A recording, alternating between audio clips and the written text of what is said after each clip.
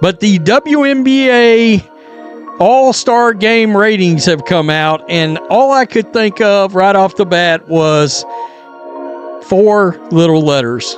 F-A-F-O. F around and find out. You bleep around and find out what this league looks like without Caitlin Clark being involved in your biggest events.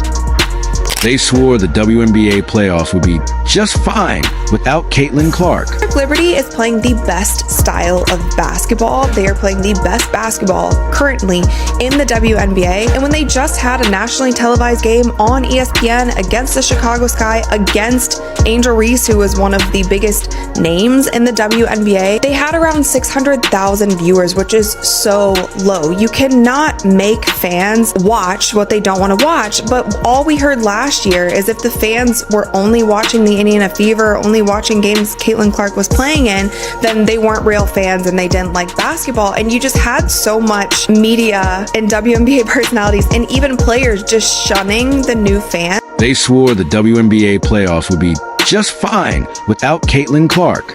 Right. And the Titanic was just fine after meeting the iceberg. The moment she was out, ratings didn't just dip, they went skydiving without a chute. Fans vanished quicker than free pizza at a college dorm. And now the league standing in the dark pretending nothing happened. If this is what fine looks like, I'd hate to see disaster. Fever Sky tickets dropped 71% on TickPick after Caitlin Clark injury. The get-in price for the Chicago Sky versus Caitlin Clark's Indiana Fever game was $86. After Caitlin Clark's injury announcement is now down to $25. And you Angel Reese fangirls will still believe and think that Angel Reese is the reason why people are watching the WNBA. Since y'all want to make it about race, this white girl over here is the reason why fans are tuning in to watch the WNBA. The WNBA right now feels like someone accidentally left the game stuck in demo mode and forgot the controller. These are supposed to be prime-time, high-stakes playoff games, yet they got all the electricity of beige paint drying in bad lighting, frame by frame. Why? Because the league's star power hasn't just dimmed, it's basically been vaporized over the last few weeks. So check this out. The game on June 7th, the tickets were originally $86. Same seats, now $25. After her injury announcement, 71% drop in price. Over 71% drop in price. Because she's not going to be in the game. First, Caitlin Clark, the golden ticket, the headline machine. The reason half the country even remembered the WNBA exists is out. Not just off her game, not just taking a breather, but gone with an injury. The one player who could turn a matchup into an event just got sidelined. And when she left, so did roughly 70% of the TV audience, which is only a hair less than the number of people who bail from the theater when the projector dies. You see, this is exactly what we were talking about. WNBA All-Star ratings are in for 2025, and it is down 40%. 40% from last year. That's bad. That is really bad. We already watched the ticket prices drop by more than 50% because Caitlin Clark was not playing. This is bad news for the WNBA. Then Angel Reese, the drama queen of the court and social media engagement machine, vanished too. Injured, out, gone. It's almost like the WNBA's biggest names formed a secret pact to see just how dull the league could get if they all took vacation at once.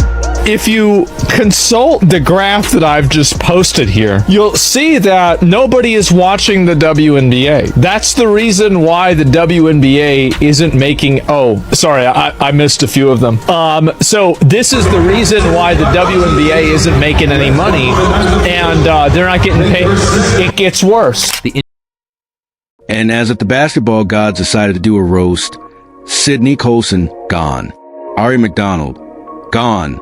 And for the grand finale on this train wreck Sunday, Lexi Hull just went down too. Except this one wasn't just bad luck.